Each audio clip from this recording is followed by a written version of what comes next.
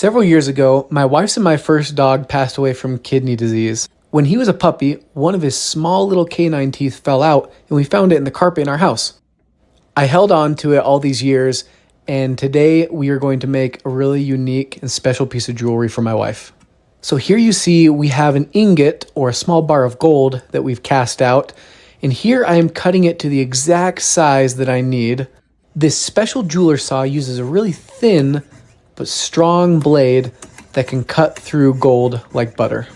So now that we've cut that little piece of gold away, we're left with a slightly rectangular piece that we're gonna file down and round off the edges into more of an oval shape. Now that we have it to the shape we want, we take it under the microscope and we are gonna add these little holes to the side of the piece. We're gonna use the existing metal to then set stones into. So here we're being very careful to make sure we have our layout just perfect. Now that we've drilled all our holes, we're gonna add these little decorative cuts into the top section of the metal. This pattern that we're cutting into the piece is called a French cut. We've switched over to what's called a cylinder burr, and we're going to cut that metal away and slowly remove them so that we can use those islands as prongs. Now we have these little diagonal islands that we need to cut away as well. Now time for the fun part. So we are going to add these blue sapphires into those holes that we cut out, and then we're going to push the metal over the top and secure them in permanently. You'll see here, we're going to use this special tool to first split those little islands in between the stones, and this is going to prepare them for the next step.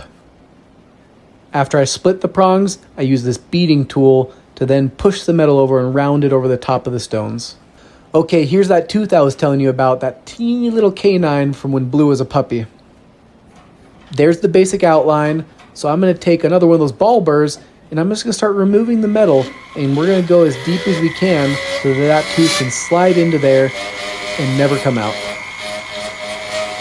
So there you go, we have the hole all drilled out, we refined the tooth just a little bit, and there it goes, nice and tight.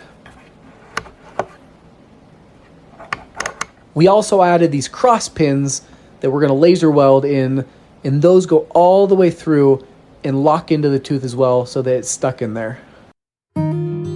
Well folks, I hope you enjoyed, and please forgive my dirty fingers in this shot. I know they don't look that great, but that's what happens when you're a jeweler. Your fingers get really dirty and they honestly never get clean.